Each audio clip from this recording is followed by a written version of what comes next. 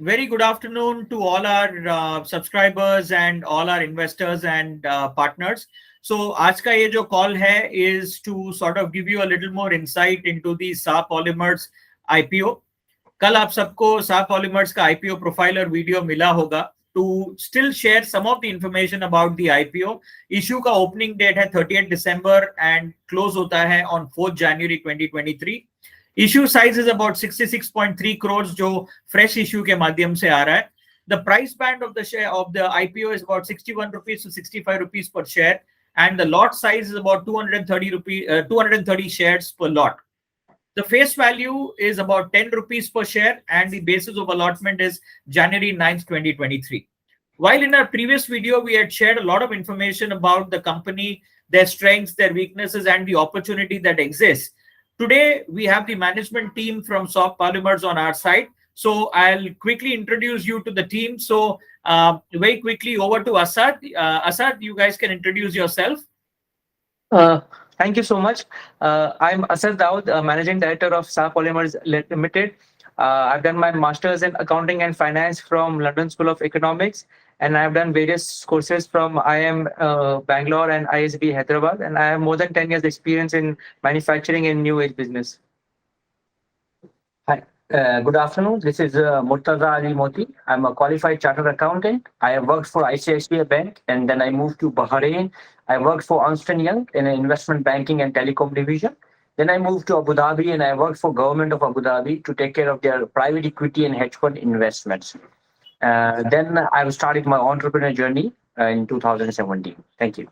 Wonderful. Thank you so much, gentlemen. So as far as your IPO is concerned, while the retail possibility is very, very low, but we do have a high cross section of retail investors, and let us try and see how many of them can get lucky with your IPO. So while we look at this opportunity, there are some questions that typically come our way. So I'm going to start bouncing off these questions to you, and you guys can take turns to answer in terms of whoever you feel is relevant to answer this question.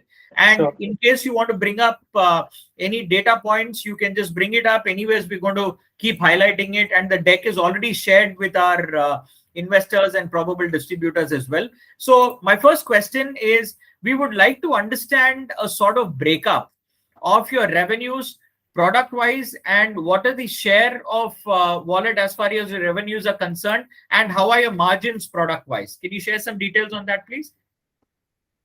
So in terms of our revenue, so around 55% of our revenue comes from the export market, and 45% of the revenue comes from the domestic market.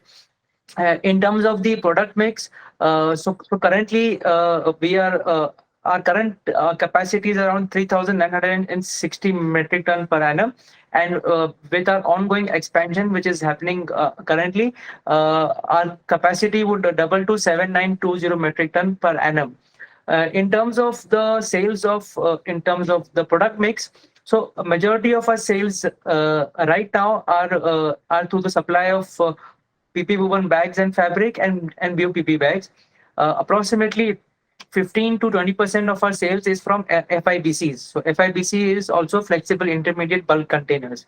Okay. However, we predict that after our expansion is completed and our production is running at optimum capacity for the new plant, the sales of FIBCs would contribute more than 50% of our overall sales. Wonderful. So can you give us a little insight into what is the revenue contribution and margins of your petrochemical business, please?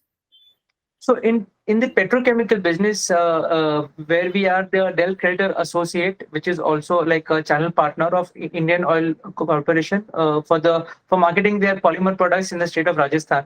So currently, so this business works on a commission-based business, wherein we help IOCL market their products in Rajasthan, and we receive a commission on every sale.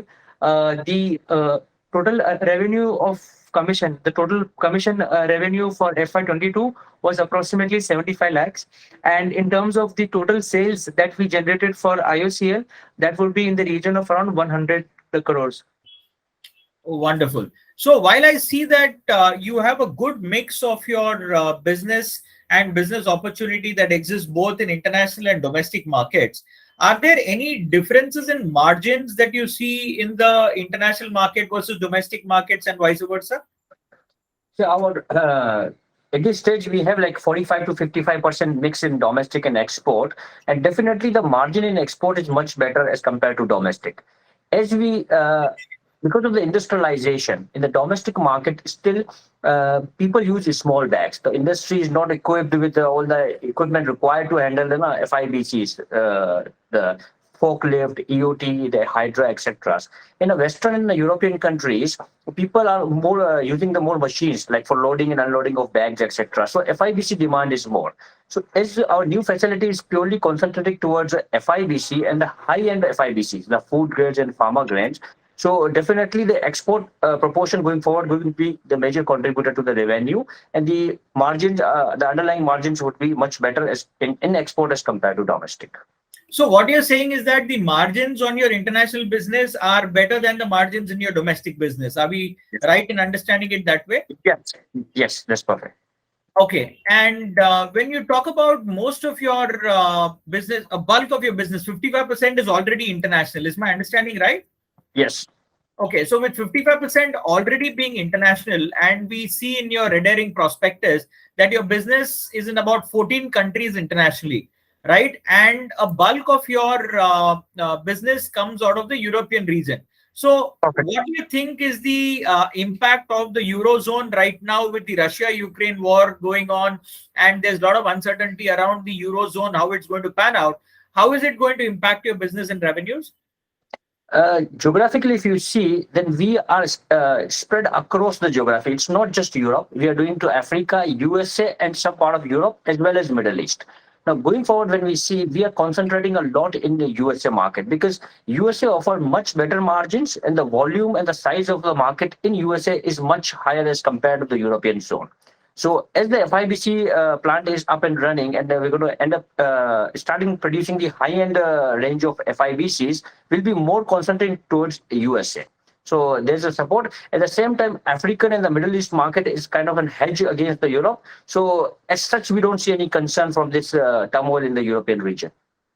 Great. So from a forex policy perspective and currency impact perspective, because 55% of your business is from exports, and in the current year you have about 2 crores in gain from forex. So will the forex policy have any impact on your revenues? So in terms of the foreign exchange fluctuation, we benefit in a way that we have a natural hedging because our products are made from polymers, and polymer is basically a byproduct of oil. And since India is a majority importer of oil, so in India oil is imported. So hence, kind of we are hedging against our export against the import. So from that aspect, we are more or less covered. So while we also keep hearing about a lot of make in India and export from India initiatives, we still see that your revenues and business opportunity within India is the market share within India from your business perspective is very low. So do you think that you guys are contributing to the export from India kind of a territory, or and also from a domestic regional presence perspective, how are you all laid out? If we talk about the manufacturing in India is concerned, let me give you an overall perspective. As far as the export market is concerned, the demand, our biggest competitor is China. But China is competitive in products which are manufactured in a fully automated way. Wherever the labor is involved, India is more competitive because the cost of labor in India is much cheaper as compared to China. Right. So in this place, we are better placed as compared to our competitor. And with the capacity which we have, we see a significant growth in export and a better margin. So we don't have, as such, we don't have any competitor from outside world. When we say India, since China is #1 manufacturer of FIBC, but it's not a #1 exporter. The reason being the captive consumption of FIBC in China is much higher. Since industrialization in India is still going on and people are still dependent on labor, and they're slowly moving towards automation, the installation of machines for loading, unloading, etc., we see a significant demand and growth of FIBC in Indian market. So going forward, although for a short term, we believe that our product mix or our revenue would be concentrating or coming from export, but in a medium to long term, we see India as a growing market for our product, and there will be a significant demand. So we'll be getting to domestic market as well. As far as our presence is concerned, we are present in 7 states in India. Majority of business come from Rajasthan. But our end, if I talk about the companies to whom we are supplying, like the cement companies, fertilizers, mineral processing units, they are procuring bag from us and they are there in Rajasthan. But the ultimate consumer, the end user of these material are not based in Rajasthan. They are spread across India as well as in the export market. So geopolitical risk or market risk is not limited to Rajasthan. We are not affected because of Rajasthan, but it's completely hedged and it's spread across the India as well as in the outside world. Wonderful. So what is your, can you give us a sense of your current capacity utilization in your current plant? At this stage, if you we are utilizing our installed 4,000 metric ton, approx 4,000 metric ton of capacity in the range of 80 to 90%.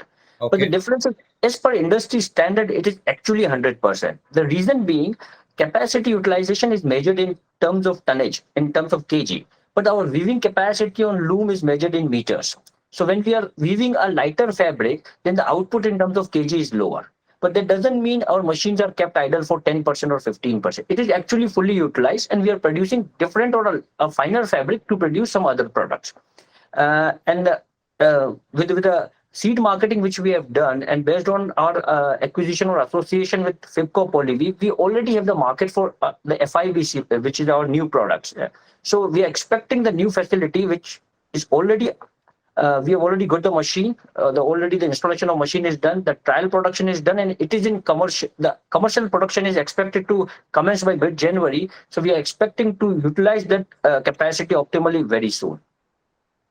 Okay. And can you give us a sense of what is the status of your current plant in terms of what are the completion timelines and what do you expect it from a target from a utilization perspective for the next few quarters? And from a regulatory compliance perspective, whether it's environmental, legal, procurement of machinery, delivery of machinery, all of that. So where are you all as far as your new plant is concerned? The machine, we have already completed the construction of the factory. All the critical machine have already been received, installed, and the trial production is done. And we should be commencing the commercial production by mid-January. These are the latest technology machines with the open winders for all machines and with the latest technology. So we are in this machine is capable of producing other better fabrics like geotextile, agro-woven, as well as the construction related material also. That's the capacity of the machine. And as far as the regulatory concern and everything, we have already got the relevant certificates from the government authority like pollution control boards, factory boards, and we should be up and running by mid of January. And what do you expect the capacity utilization to be at? At this stage, we are not supposed to give any forward-looking statement, but since we have already done the seed marketing, we are expecting to reach the optimal capacity very soon. Okay, sure. So how are the payment credit cycles and how is your order book laid out? Is it sound enough to support your new plant? So yeah, I'll take that up. So in terms of our payment cycle, generally we so in the export market, it is against the bill of lading. Okay, so which means that when we send the bill of lading to the customers, they make us the payment. In some cases, we also have payment terms with the customers wherein when the goods reach the destination port, after that they give us the payment. That is in the export market. In the domestic market, the average credit period given ranges between 30 to 60 days. That is with regards to the payment. Sure. Right. And, from a raw material perspective, so what is the raw material pricing impact when crude prices have been very volatile in recent times? So what is your take on that? So you are right that our raw material, which is polymer, is highly dependent on the crude price. So if the crude price goes up, the prices of raw material go up, and the same what happens when it goes down.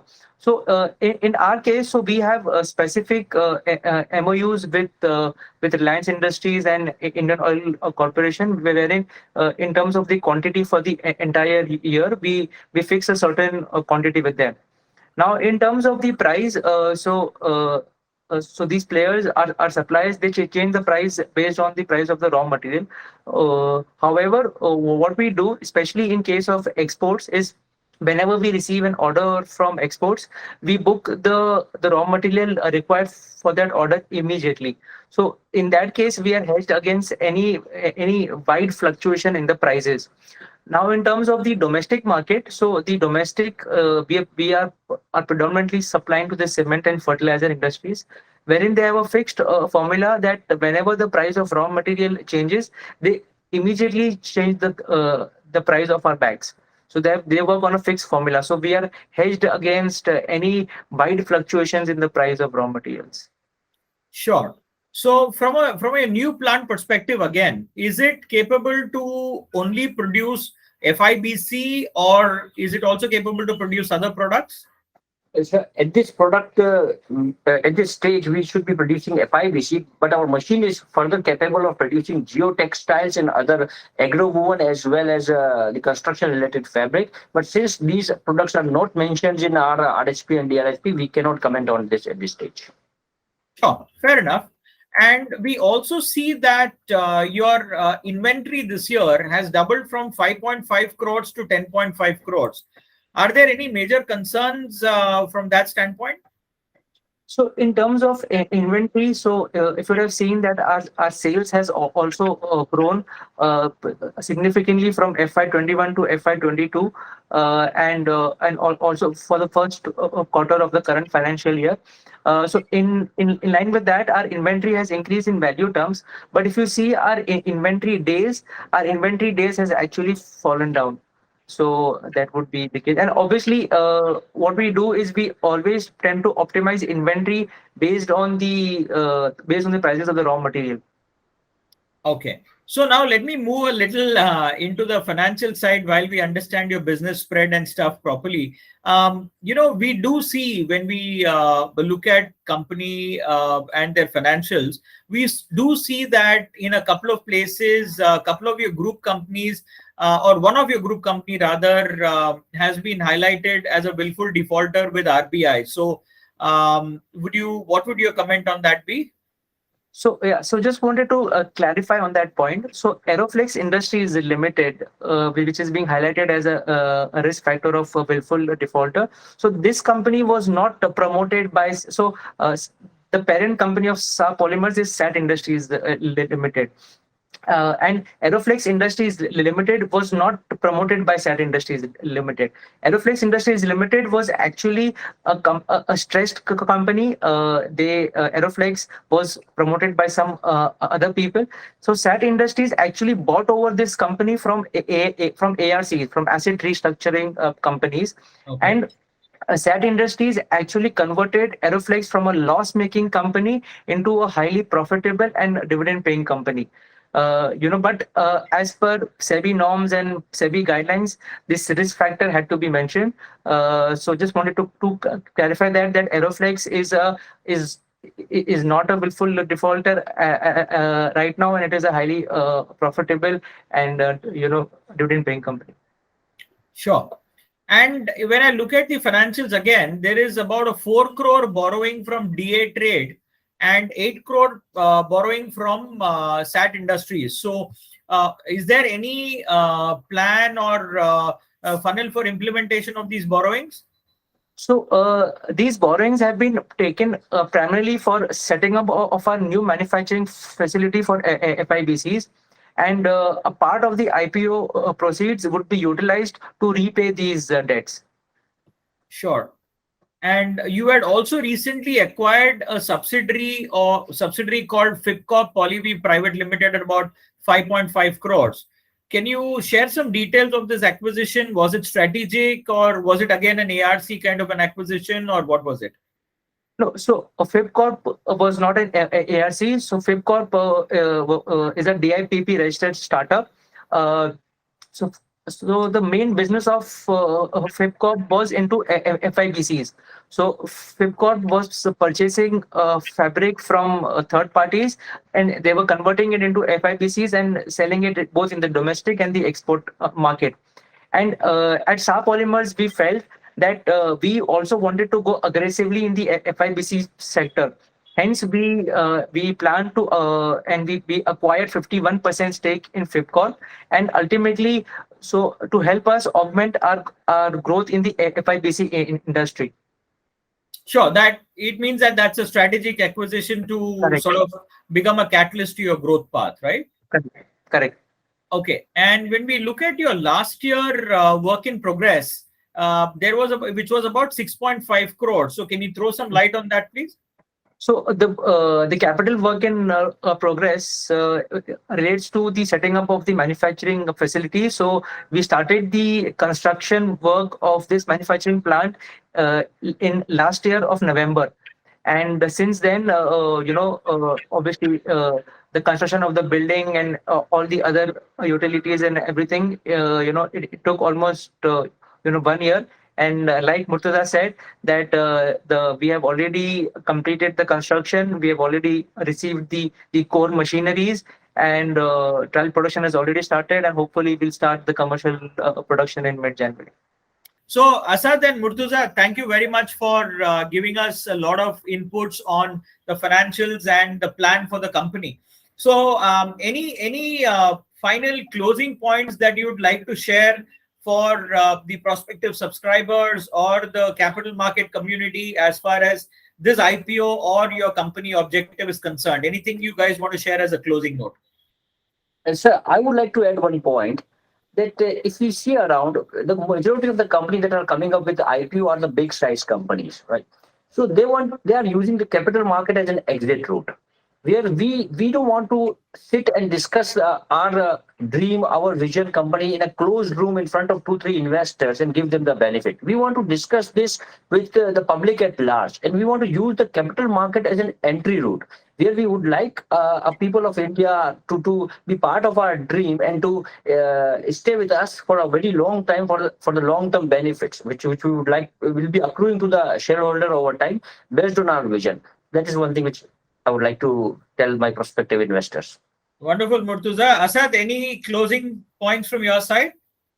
So, like Murtaza said, right, that if you see our IPO has a completely fresh issue. There is no offer for sale, and we want the investors to be a part of our growth journey, and just hoping that we get the support of the people of India. Wonderful. So thank you so much, Asad and Murtaza. It was indeed a pleasure to learn and understand and hear from the horse's mouth. And we wish you the best for this IPO. And we also wish you the best in your journey as far as SAH Polymers is concerned. And we wish you guys, the best, and you guys scale all new heights every day. Thank you very much. Thanks a lot. Thank you so much. Okay. Bye-bye.